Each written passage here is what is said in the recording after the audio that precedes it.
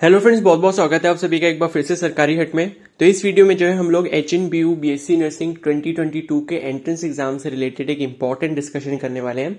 तो ये डिस्कशन जो है मैं काफी टाइम पहले से सोचा था करने की, लेकिन अब मुझे जो है फ्री टाइम मिला है इसके लिए। तो मैंने अपना सारा एनालिसिस और कैलकुलेशन कर लिया है। इस साल जो आपका रिजल्ट आया है बीएससी नर्सिंग के एंट्रेंस एग्जाम का, तो उसके बेसिस पे जो है आपकी कट ऑफ रैंक क्या जाएगी कैटेगरी वाइज, वो हम लोग यहाँ पर डिस्कस करने वाले हैं। ठीक है, तो आपको उससे आइडिया लग जाएगा कि आपको जो है गवर्नमेंट कॉलेज मिल पाएगा या नहीं मिल पाएगा, आपकी जितनी रैंक है उस पर। ठीक है, बाकी पैरामेडिकल और जो एएनएम और जेएनएम का कोर्स है उसके लिए भी जो है मैं ये वीडियो जो है डिस्कस करूंगा। ठीक है, इसी टाइप की वीडियो। तो आप सभी से रिक्वेस्ट भी है कि चैनल को जरूर सब्सक्राइब कर लें और बेल आइकन को प्रेस कर लें। बाकी आगे जो काउंसलिंग का प्रोसेस होगा उसके बारे में भी मैं आपको अपडेट्स प्रोवाइड करता रहूंगा। ठीक है, तो ये जो डेटा है ये मैंने अभी 2021 का ही डेटा लिया है, क्योंकि अभी 2022 के जो सीट मैट्रिक्स है वो अभी ऑफिशियली रिलीज नहीं की गई है। ठीक है, और जैसे कि मैंने आपको पहले भी बताया था 2021 में जितनी सीट्स थी 2022 में उतनी सीट्स तो रहेंगी ही और इंक्रीज हो सकती हैं। ठीक है, अगर मतलब कोई चेंज आता है तो वो पॉजिटिव चेंज आएगा, नेगेटिव चेंज नहीं आएगा। मतलब ऐसा नहीं होगा कि आपकी सीट्स को कम कर दिया जाए। ठीक है, तो मैंने प्रीवियस ईयर का डेटा ही लिया है, तो उसके अकॉर्डिंग ही मैंने पूरा एनालिसिस और कैलकुलेशन किया है कि लास्ट ईयर जितनी सीट्स थी उसके अकॉर्डिंग इस साल का जो रिजल्ट आया है तो उसमें जो है कैटेगरी वाइज आपकी कट ऑफ रैंक क्या जाएगी, यानी कि आपकी सेफ रैंक क्या होगी कि जिस रैंक पर आपको अपनी कैटेगरी या फिर सब कैटेगरी में गवर्नमेंट कॉलेज की सीट जो है वो अलॉट हो जाएगी। ठीक है, तो आप सभी से रिक्वेस्ट है कि वीडियो को प्लीज एंड तक देखना, एक भी पॉइंट को मिस मत करना, तभी आप सारी चीजें अच्छे से समझ पाओगे। ठीक है, तो लास्ट ईयर के अकॉर्डिंग जो है टोटल सीट्स जो थी वो 352 थी कंप्लीट आपकी बीएससी नर्सिंग कोर्स की। ठीक है, ये जो सीट्स हैं किसकी है, गवर्नमेंट कॉलेज की। हम लोग जो डिस्कशन कर रहे हैं गवर्नमेंट सीट का डिस्कशन कर रहे हैं। ठीक है, प्राइवेट का कोई डिस्कशन नहीं है, क्योंकि प्राइवेट तो आपको अगर आप मतलब काउंसलिंग से आपको नहीं भी मिलता है तो आपको डायरेक्ट एडमिशन भी मिल जाएगा, इसलिए उस पर डिस्कशन करने का कोई फायदा नहीं है। तो 352 जो सीट्स हैं ये आपकी गवर्नमेंट की टोटल सीट्स हैं लास्ट ईयर के अकॉर्डिंग। और यहां पर जो है मैंने ये इसको टेबल फॉर्म में टैबुलेट किया है। मतलब एक तरफ आपका क्या बोलते हैं वर्टिकल रिजर्वेशन है और एक तरफ आपका हॉरिजॉन्टल रिजर्वेशन है। तो वर्टिकल रिजर्वेशन का मतलब होता है कि अनरिजर्व्ड एससी, ओबीसी, एसटी और ईडब्ल्यूएस ये आपकी सारी कैटेगरीज होती हैं। और हॉरिजॉन्टल रिजर्वेशन का मतलब होता है कि उसी कैटेगरी के अंदर सब कैटेगरीज, जैसे कि ओपन कोटा हो गया, वुमेन कोटा हो गया, डीपीडब्ल्यू हो गया और ऑर्फन हो गया और पीएच सब कैटेगरी हो गया। ठीक है, तो ये आपका जो होता है ये हॉरिजॉन्टल रिजर्वेशन होता है। और जो बाकी कैटेगरीज मैंने अभी बताई unreserved SC, OBC, ST, EWS, ये आपका वर्टिकल रिजर्वेशन है। तो ये ऑफिशियल सीट मैट्रिक्स से ही मैंने लिया है। ठीक है, तो अब आप यहां पर देख सकते हो अनरिजर्व कैटेगरी में ओपन कोटा की 120 सीट्स हैं, एससी कैटेगरी में ओपन कोटा की 54 सीट्स हैं, ओबीसी कैटेगरी में ओपन कोटा की 38 सीट्स हैं और एसटी कैटेगरी की जो है 10 सीट्स हैं ओपन कोटा से और ईडब्ल्यूएस की जो है 26 सीट्स हैं ओपन कोटा से। उसी तरीके से अगर हम बात करें वुमेन कोटा की, तो वुमेन कोटा के लिए अनरिजर्व की 54 सीट्स हैं, एससी की 19, ओबीसी की 10 और ईडब्ल्यूएस की यहां पर 6 सीट्स हैं। बाकी डीपीडब्ल्यू, ऑफन और पीएच में सिर्फ अनरिजर्व कैटेगरी ही दे रखी है, उसमें बाकी जो कैटेगरीज है उनके लिए कोई भी सीट्स नहीं है। तो डीपीडब्ल्यू की 6 सीटें हैं, ऑफन की 5 सीट्स हैं और पीएच की 4 सीट्स हैं। ऑफन और पीएच के कैंडिडेट्स मेरे को रिजल्ट में नहीं दिखे, अगर कोई है भी तो उसका सिलेक्शन हो जाएगा, कोई ऐसा इशू नहीं है, क्योंकि इतने ज्यादा कैंडिडेट्स इनके नहीं होते हैं। ठीक है, तो वो मेरे को मतलब रिजल्ट में कहीं पर शो नहीं हुआ, या तो हो सकता है कि सर्च करने में कुछ प्रॉब्लम हो रही हो, इस वजह से मुझे ऑफन और पीएच का जो है वो स्टूडेंट कोई भी नहीं दिख रहा था उसमें। अगर कोई है भी ऐसा तो उसका जो है सिलेक्शन हो जाएगा, उसको टेंशन लेने की जरूरत नहीं है। तो ये आपकी कंप्लीट सीट मैट्रिक्स हो गई। अब हम लोग डिस्कस करेंगे कट ऑफ रैंक के बारे में। ठीक है, जो मैंने कैलकुलेट किया। तो सबसे पहले हम लोग बात करते हैं ओपन कोटा अलॉटमेंट। ठीक है, पहले मैं आपको ओपन कोटा का मतलब समझा देता हूं कि क्या होता है। तो ओपन कोटा का मतलब है कि अगर आप बॉय हैं या फिर गर्ल हैं, ठीक है, तो दोनों ही केसेस में आपके लिए ये वाली कट ऑफ रैंक्स वैलिड होंगी। नेक्स्ट जो हम लोग देखेंगे वो होगा वुमेन कोटा। तो वुमेन कोटा में जो है सिर्फ गर्ल कैंडिडेट्स ही एलिजिबल होंगी। अगर आप उत्तराखंड से बिलोंग करते हो, उत्तराखंड का आपके पास डोमिसाइल है और आप एक गर्ल कैंडिडेट हो, तब आपके ऊपर वुमेन कोटा अप्लाई होगा। ठीक है, वो इसके बाद हम लोग डिस्कस करें। तो ओपन कोटा का मतलब आपको समझ आ गया होगा, अगर आप बॉय हो या फिर गर्ल हो, ठीक है, और उत्तराखंड से बिलोंग करते हो, मतलब उत्तराखंड का डोमिसाइल तो होना जरूरी है, क्योंकि अगर आपको गवर्नमेंट सीट चाहिए तो उस केस में आपकी cut off rank category wise कुछ इस तरीके से जाने वाली है। तो अनरिजर्व कैटेगरी की अगर हम बात करें तो 120 इज द सेफेस्ट रैंक, मतलब सेफ रैंक है। तो ये जो मैं आपको केस बता रहा हूं ये आइडियल केस है, ठीक है, वो पहले आप अच्छे से समझ लो। ये जो रैंक्स मैंने निकाली हैं ये तभी वैलिड हैं, मतलब इससे नीचे रैंक नहीं जाएगी, बस बल्कि इससे ऊपर ही रैंक जा सकती है।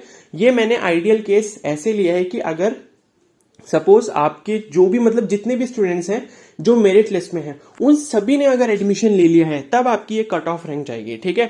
मान लो अनरिजर्व कैटेगरी के लिए मैं बोल रहा हूं कि 120 रैंक है, ओवरऑल रैंक है ये सारी, ठीक है, कैटेगरी वाइज रैंक नहीं है, ओवरऑल रैंक है। तो आपको अगर इससे कंपैरिजन करना है अपनी रैंक का तो आप अपनी ओवरऑल रैंक से करोगे, ना कि कैटेगरी रैंक से, ठीक है। तो अगर आपकी ओवरऑल रैंक 120 है और आप जनरल कैटेगरी से बिलोंग करते हो, ठीक है, तो उस केस में जो है आपको गवर्नमेंट सीट अलॉट हो जाएगी। समझ आ गई बात। अब 120 जितने भी मतलब टॉप से लेके रैंक 1 से लेकर रैंक 120 तक जितने भी कैंडिडेट्स होंगे, अब ऐसा नहीं पॉसिबल है कि 100% कैंडिडेट्स जो हैं वो एडमिशन ले लें, क्योंकि कुछ लोगों के प्लान्स अलग होंगे। क्या पता कोई सपोज जीबी पंत का एंट्रेंस एग्जाम क्लियर कर चुका तो वो वहां पर एडमिशन ले लेगा, यहां पर नहीं लेगा, अपनी सीट को वैकेंट छोड़ देगा। तो उस केस में ये जो रैंक है ये ऊपर बढ़ जाएगी, यानी कि सपोज 120 जो स्टूडेंट्स हैं रैंक 1 से लेकर रैंक 120 तक, अगर सपोज इसमें से 10 स्टूडेंट्स ने अपनी सीट को नहीं लिया तो अनरिजर्व्ड कैटेगरी से फिर 130 रैंक तक जो है सीट अलॉट हो जाएगी, क्योंकि वो जो 10 सीटें खाली हो गई थी वो 10 ऊपर वाली रैंक के कैंडिडेट्स को मिल जाएंगी। तो इस तरीके से आपको समझना है। तो मतलब ये मिनिमम कट ऑफ रैंक है, इससे नीचे नहीं जाएगी, इससे ऊपर ही जाएगी। तो ये एकदम सेफ रैंक है कि इतनी रैंक पे आपको 100% एडमिशन मिलेगा गवर्नमेंट सीट पर, ठीक है। तो अनरिजर्व्ड कैटेगरी के लिए 120 जो है वो सेफ रैंक है। रैंक 1 से रैंक 120 तक अगर आप आते हो अनरिजर्व्ड कैटेगरी में तो आपको जो है गवर्नमेंट सीट मिल जाएगी। उसी तरीके से अगर हम एससी कैटेगरी की बात करें तो अगर आप एससी कैटेगरी से बिलोंग करते हो, आप बॉय हो या गर्ल हो, दोनों ही केसेस में आपकी जो कट ऑफ रैंक है वो है 583। एससी कैटेगरी को अगर आप बिलोंग करते हो और आपकी रैंक 583 तक आ रही है तो आपकी गवर्नमेंट सीट कंफर्म है, ठीक है। और एक चीज मैं और बता दूं कि हल्द्वानी और जो देहरादून कॉलेज की जो कट ऑफ जाएगी, क्योंकि वो दोनों बेस्ट कॉलेजेस में है, तो उन दोनों की कट ऑफ पर भी जो है मैं जल्दी ही वीडियो बना दूंगा, ठीक है।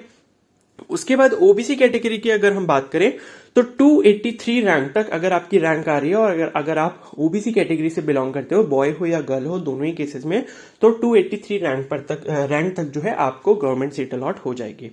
एसटी कैटेगरी की अगर हम बात करें, अगर आप एसटी कैटेगरी से बिलोंग करते हो, बॉय हो या गर्ल हो, दोनों ही केसेस में 452 जो है वो आपकी कट ऑफ रैंक है। 452 अगर आपकी रैंक आ रही है और अगर आप एसटी कैटेगरी में हो तो आपकी कंफर्म जो है गवर्नमेंट सीट आपको अलॉट हो जाएगी।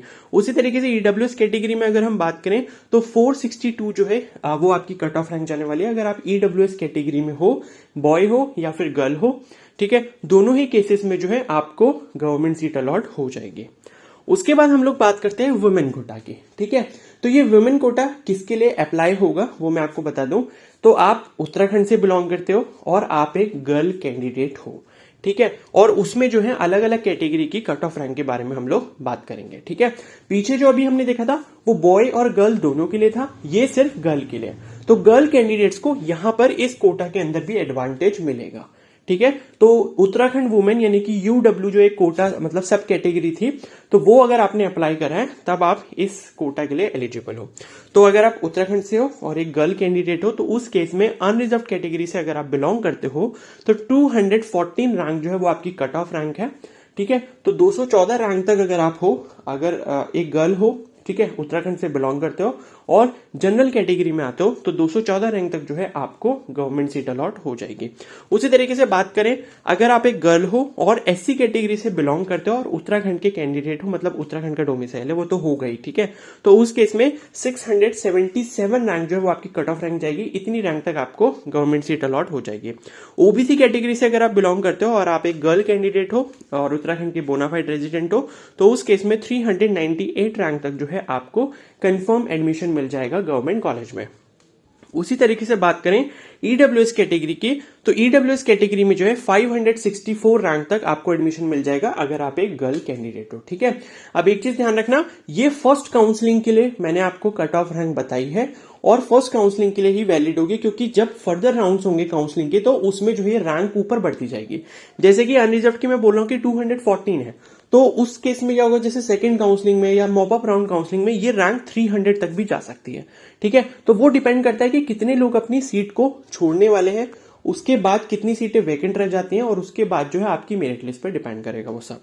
ठीक है, तो ये वुमेन कोटा के बारे में हो गया। और डीपीडब्ल्यू की अगर हम बात करें, अगर आप डिफेंस पर्सनल वार्ड वाला अगर आपने कोटा लगा है और आप जनरल कैटेगरी से बिलोंग करते हो, ठीक है, तो उस केस में आपको 381 रैंक तक जो है आपको एडमिशन मिल जाएगा। बॉय हो या गर्ल हो उससे कोई फर्क नहीं पड़ता, दोनों के लिए ही ये जो है सब कैटेगरी से एडमिशन जो है वो 381 रैंक तक मिल जाएगा अगर आपने डीपीडब्ल्यू अप्लाई किया था। ठीक है, तो ये आपका कंप्लीट डिस्कशन था इसके ऊपर। मैंने सारी कैटेगरी, सारी सब कैटेगरीज जो भी कोटास थे उन सभी को यहाँ पर इन्वॉल्व कर लिया, और बाकी जो ऑफन और पीएच है मैंने बता दिया, उनका कैंडिडेट का जो भी है सिलेक्शन हो जाएगा, क्योंकि उनके मतलब मुझे भी ऐसा कोई कैंडिडेट दिखा नहीं, अगर कोई ऐसा है तो उनके लिए इतनी सीट्स हैं कि आपका सिलेक्शन आराम से हो जाएगा किसी भी गवर्नमेंट कॉलेज में। ठीक है, तो ये मैंने गवर्नमेंट कॉलेज बताया है।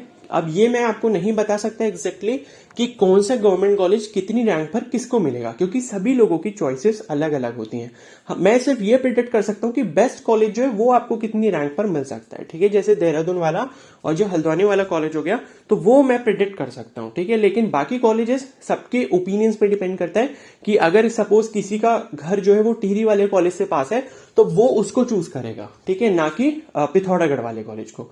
तो इस तरीके से सबके ओपिनियंस पे डिपेंड करता है, तो वो जो है मतलब इम्पॉसिबल है प्रिडिक्ट करना। ठीक है, तो ये जो है कंप्लीट इन्फॉर्मेशन हो गई आपकी। अब आई होप आपको एक आइडिया लग जाएगा। तो एक आइडिया आप ये भी लगा सकते हो कि सपोज मैंने बताया कि फर्स्ट राउंड की काउंसलिंग में ओपन कोटा से अगर 120 रैंक आ रही है आपकी तो आपको सीट मिलेगी। अब ये जो रैंक है ये ऊपर भी जा सकती है। अब मान लो अगर आप एक गर्ल कैंडिडेट हो तो उस केस में 214 रैंक तक आपको एडमिशन मिलेगा, लेकिन अगर आप गर्ल कैंडिडेट हो और उत्तराखंड को बिलोंग करते हो तो ये अनरिजर्व कैटेगरी से रैंक जो है आपकी सेकंड राउंड और जो मॉप अप राउंड होगा तो ये आपकी 250 तक भी जा सकती है, 270 तक भी जा सकती है।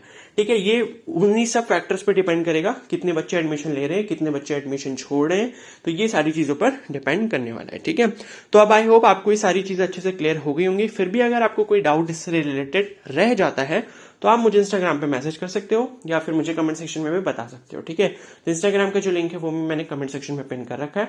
बाकी आप सभी से रिक्वेस्ट है कि चैनल को जरूर सब्सक्राइब कर लेना और बेल आइकन को प्रेस कर लेना, ताकि काउंसलिंग से रिलेटेड जब भी कोई इन्फॉर्मेशन आएगी उसके बारे में मैं आपको अपडेट दे दूंगा। Okay, so thank you and have a nice day.